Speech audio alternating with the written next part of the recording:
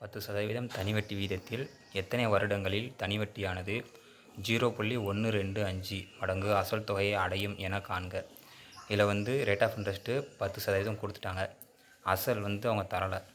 Simple interest என்ன சொல்லியிருக்காங்கன்னா, தனிவட்டியானது 0.125 மடங்கு அப்படின்னு கொடுத்துருக்காங்க. மடங்கு தனிவட்டி வந்து மடங்கில் கொடுத்துருந்தாங்கன்னா, அசலை போல் 0.125% அதிகமாக இருக்குது அப்படின்ற மாதிரி கொடுத்துருக்காங்க. சரிங்களா. அவங்க வந்து நம்பர் ஆஃப் இயர்ஸ் எத்தனை வருடம் அப்படின்றத வந்து அவங்க கேட்டிருக்காங்க. இது வந்து நம்ம தனிவட்டிக்கு ஃபார்முலா வந்து SI = BNR/100. இதில் வந்து இப்போ ஃபார்முலா வந்து சப்ஜெக்ட் பண்ணோம்னா சிம்பிள் இன்ட்ரெஸ்ட் என்ன கொடுத்துருக்காங்க, 0.125 B கொடுத்துருக்காங்க. இப்போ அசல் வந்து அவங்க தரலை. நம்பர் ஆஃப் இயர்ஸ் வந்து நம்ம கண்டுபிடிக்கணும். ரேட் ஆஃப் இன்ட்ரெஸ்ட்னா 10 கொடுத்துருக்காங்களா, 10/100. இங்கே வந்து புள்ளியில் இருக்குது, எத்தனை 3 டிஜிட் தள்ளி புள்ளியில் இருக்குது. அப்படின்றதுனால நம்ம இந்த தசமத்தை வந்து முழு எண்ணாக மாற்றினோம்னா அந்த 3 டிஜிட் வந்து நம்ம போடணும்னு நினச்சிடணும். 1000ஆல் கீழே மேலேயும் பெருக்கணுமா. அப்போது 0.125 × 1000/1000. இங்கே வந்து B இருக்குது. மறுபடியும் அது B 10/100 போட்டாச்சா.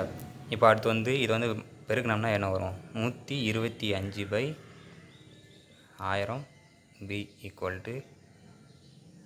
BN 10/100. அடுத்து இது வந்து நம்ம சிம்பிளிஃபை சுருக்கணும்னா இது என்ன வரும், இதை வந்து 5ஆல் அடிப்போம். 5ஆல் அடித்தா என்ன வரும், 2 10, 5 25.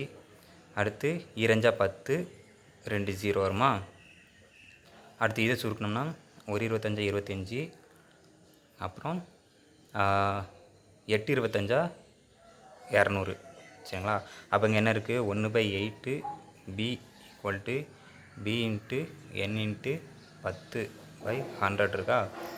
இப்போது வந்து இந்த இதை வந்து அந்த சைடு தலைகளை கொண்டு போகணும். இந்த சைடு உள்ளதை அந்த பக்கம் கொண்டு போகணும். கொண்டு போனால்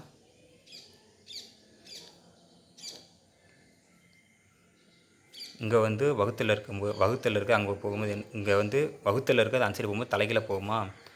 அப்போது 8/1 இங்கே B.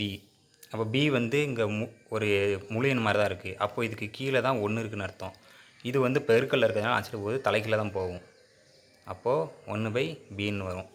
இதை நம்ம அடித்து போட்டோம்னா இந்த Bக்கும் இந்த Bக்கும் கேன்சல் ஆகிருமா. இந்த சேவருக்கும் இதுக்கும் கேன்சல் ஆகிரும். அப்போ என்ன இருக்குது, மேலே N × 8/10 இருக்கா.